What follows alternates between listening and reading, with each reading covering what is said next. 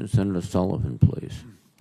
Thank you, Mr. Chairman, and I want to thank the witnesses for their hard work during a challenging time. I want to focus a lot on the issue of energy, and I'll relay a story I had with Senator McCain and a Russian dissident who's now been arrested, Vladimir Kara-Murza.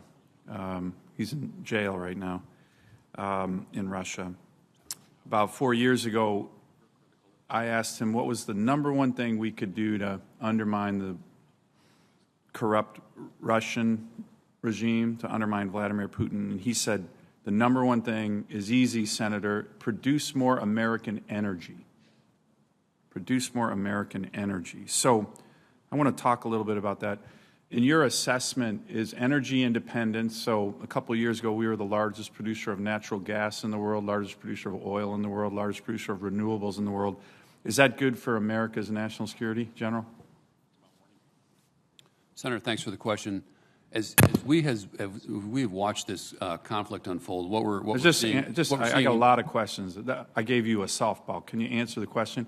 Is that good for America's national security to be energy independent in the world's energy superpower? Certainly energy independence is a good thing. How about you, Director?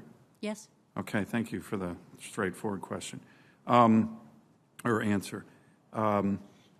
Now, in this conflict with Ukraine, what does our ability to produce energy do? How do the Russians view that? And how do our allies view that? And we all know Vladimir Putin uses energy as a weapon.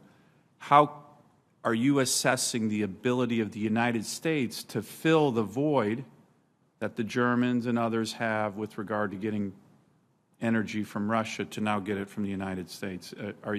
Is there a lot of interest in that, and is that a good thing for our national security?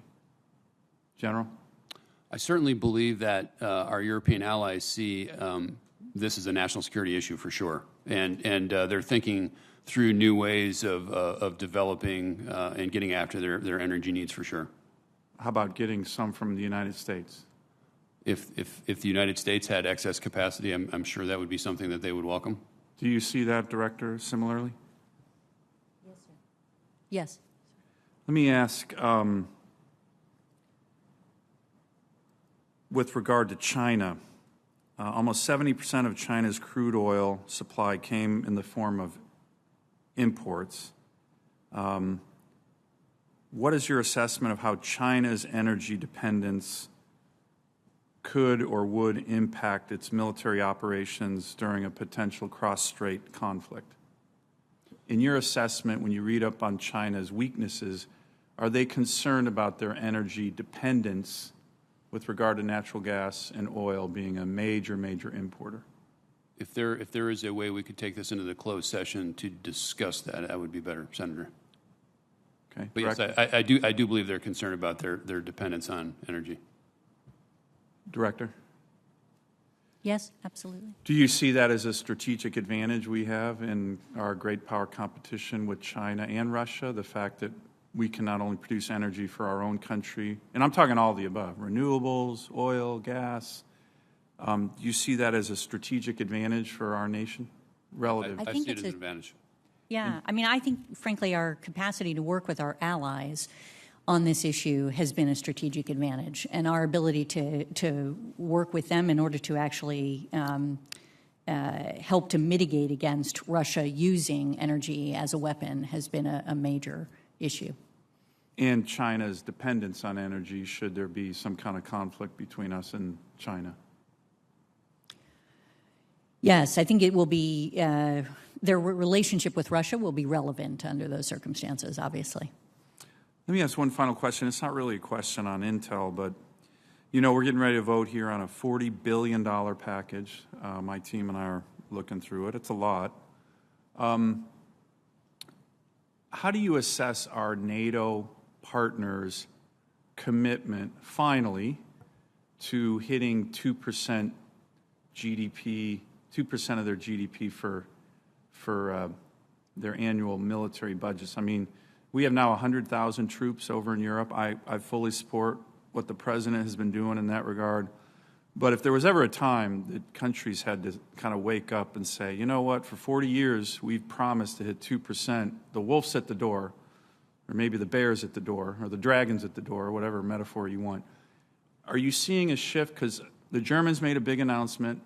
My understanding is Canada still won't even hit 1% of GDP for their defense budget. Are you seeing a shift in our NATO allies to say, you know what, it's time for us to pull our own weight here? The Americans are doing it once again. And look, I support everything we're doing, but, you know, $40 billion, that's a lot of money. My constituents got a lot of needs too, right? And we still have NATO allies, Canada one, who just freeload. And it's getting a little tiring. What's your assessment of our NATO partners' commitment to finally hitting 2% now that it's very clear that there's a brutal dictator on their doorstep?